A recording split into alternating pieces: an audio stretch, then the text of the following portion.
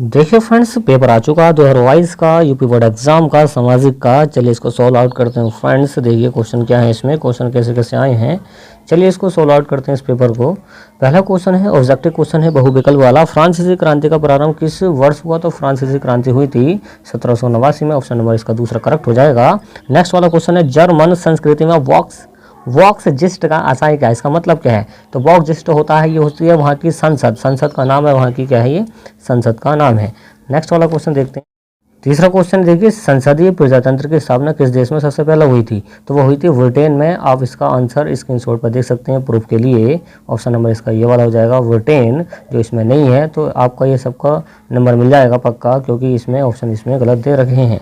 Next वाला question है, देखिए, चोरी चोरा कांड किस वर्ष हुआ? तो यह हुआ था 4 फरवरी 1922 को। 4 फरवरी 1922 को हुआ था। ऑप्शन नंबर इसका ग वाला हो जाएगा। नेक्स्ट वाला क्वेश्चन है कि निम्नलिखित में से क्या राज्य सूची का विषय नहीं है? तो वो है आपकी मुद्रा।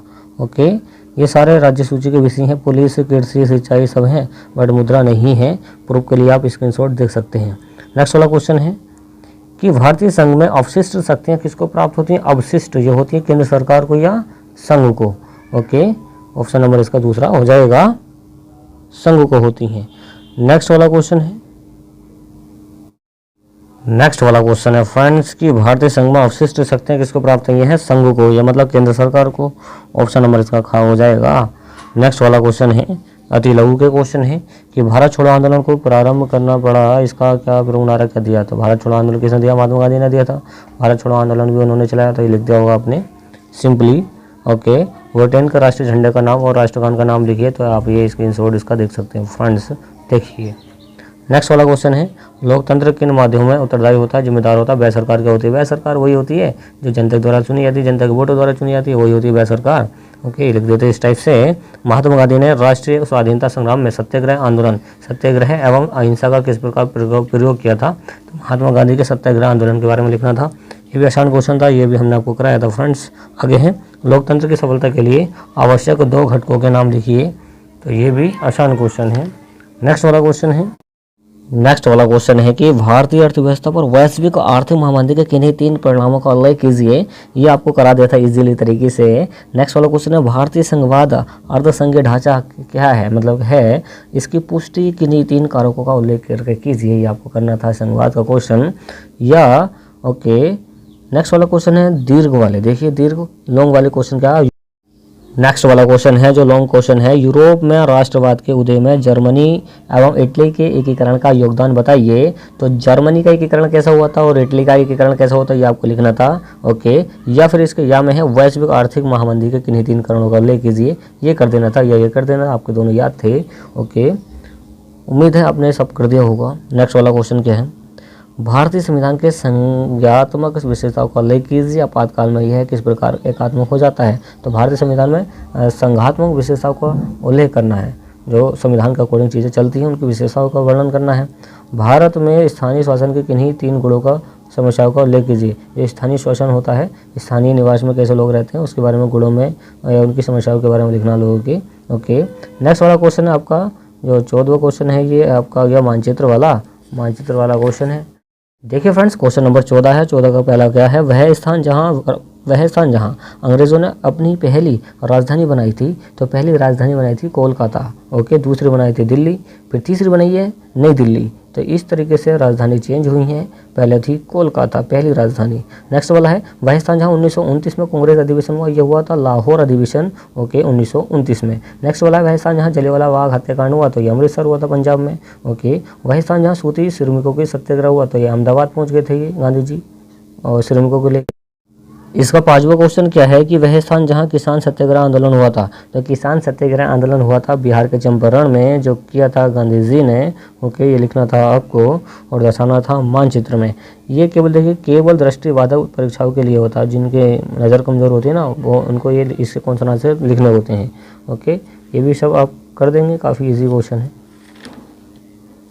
हाँ, नेक्स्ट वाला क्वेश्चन है क्या है, किसी देश के विकास को निर्धारित करने का आधार है विकसित देश के लिए भाई स्वास्थ्य व शिक्षा का स्तर अच्छा होना चाहिए, ये भी ठीक है।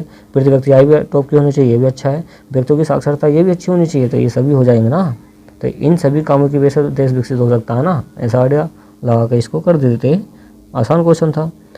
सेवा क्षेत्र निम्नलिखित में से किस क्षेत्र में सम्मिलित किया गया है? तो सेवा क्षेत्र प्राथमिक में किया गया था, प्राथमिक में किया गया था सेवा क्षेत्र। ओके, नेक्स्ट वाला क्वेश्चन है, निम्नलिखित में से कौन सा ग्रामीण क्षेत्र में विकास का कार्य लक्ष्य है? तो विकास का कार्य जो ग्रामीण एरिया को कर सकता है वही रोजाना काम मिलना चाहिए, उनको नियमित कार्य मिलना चाहिए, उपज की उचित कीमत मिलनी चाहिए, जो वहाँ पे पैदावार करते हैं, जो किसानी करते हैं उसकी उचित कीमत मिलनी चाहिए, तभी तो वो क्या होंगे, विकास करेंगे।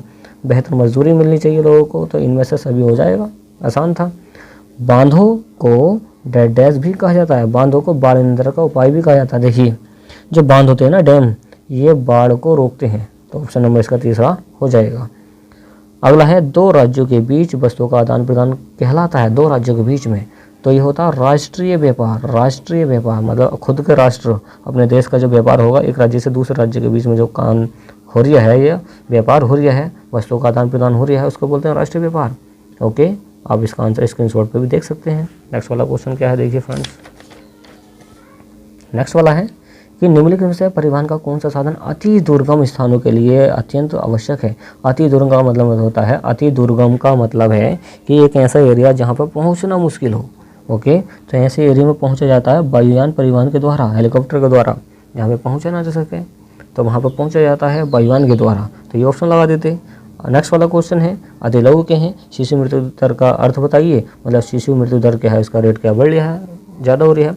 उपभोक्ताओं के शोषण के रोकने के लिए किन्हीं तो उपाय, तो उपभोक्ताओं के शोषण हमने किस तरीके से आपको कराया था, आपने लिख दिया होगा, वही घटिया सामान दे के, ओके, कम तोल के, और जो अनाज होता है वो कम तोल के, इस टाइप से क्वेश्चन को लिखना था, आसानी से कर दिया होगा आपने। कि भारत में वन्य जीव चीते के विलुप्त होने के दो कारण बताए, चीता यहाँ पे विलुप्त हो रहा है, ये भी आसान क्वेश्चन है, लिख दिया होगा आपने। नेक्स्ट वाला क्वेश्चन है, क्वेश्चन आंसर सब आपको कराए हुए आए हैं। ओके, उम्मीद है आपका पेपर जो है टॉप पर गया होगा। कृषि क्षेत्र की 3 प्रमुख समस्याएं आपने लिखवा दी थी, वैश्वीकरण से आपके समझते हैं, यह आसान क्वेश्चन था, ये भी आपने करा दिया है।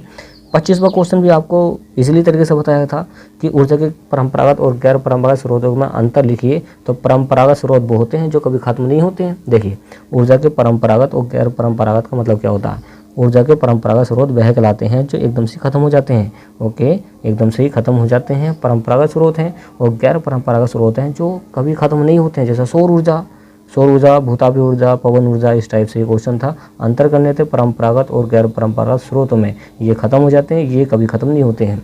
ओके, भारत में लोहा इस्क की किन्हीं 3 पेटियों के नाम लिखिए। देखिए, लोहा इस्क की 3 पेटियों के नाम बताए थे हमने जहाँ से लोहा निकाला जाता है, ये भी आसान क्वेश्चन है, ये भी हमने कराया था, ये भी कराया था, सारे क्वेश्चन कराए थे। ओके, नेक्स्ट वाला है, भू संसाधन का अर्थ लिखिए। संसाधन के रूप में भूमि का उपयोग किन उद्देश्यों के लिए किया जाता है? देखिए, भूमि के बारे में लिखना था, ओके, और भू संसाधन के बारे में, या फिर कर देते भारत की प्रमुख फसलों पर एक टिप्पणी, सारी फसलें लिख कर डाल देते, आराम से क्वेश्चन हो जाएगा, ये कर दिया होगा उम्मीद है। नेक्स्ट वाला क्वेश्चन क्या है, संगठित और असंगठित क्षेत्रों के अंतर को लिखिए, ये भी आपको करा गया है। देखिए, श्रमिकों का शोषण किस प्रकार करते हैं, श्रमिकों जो मजदूर होते हैं उनका शोषण पब्लिक जो करती है, कैसा करती है, मतलब उनका यूज कर लेती है, जो मजदूर होते हैं उसके बारे में लिखना था आपको, इजी क्वेश्चन था।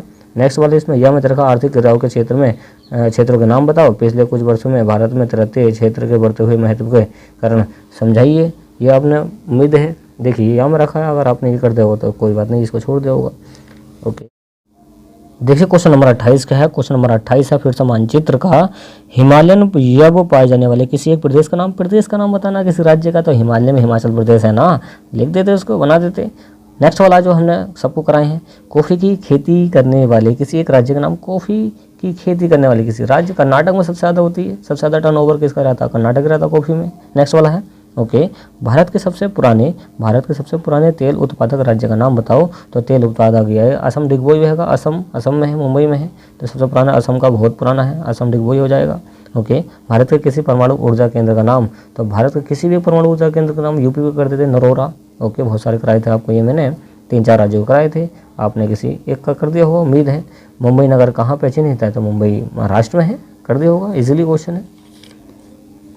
नेक्स्ट में क्या है, हाँ, ये आपका आ गया, केवल दृष्टिबाधित परीक्षाओं के लिए जिनकी नज़र कमजोर है वो इसको करो। ओके, तो उम्मीद है ये आपने पूरा पेपर कर दिया होगा इसीलिए तरीके से। तो सब आसान पेपर में, मतलब क्या क्वेश्चन सारे आसानी हैं इस पेपर में, तो उम्मीद है कि आपका अच्छा रिजल्ट आएगा। ओके फ्रेंड्स, अगर वीडियो आपको पसंद है वीडियो को लाइक एंड शेयर कीजिए, चैनल को सब्सक्राइब कीजिए। Thanks for watching guys.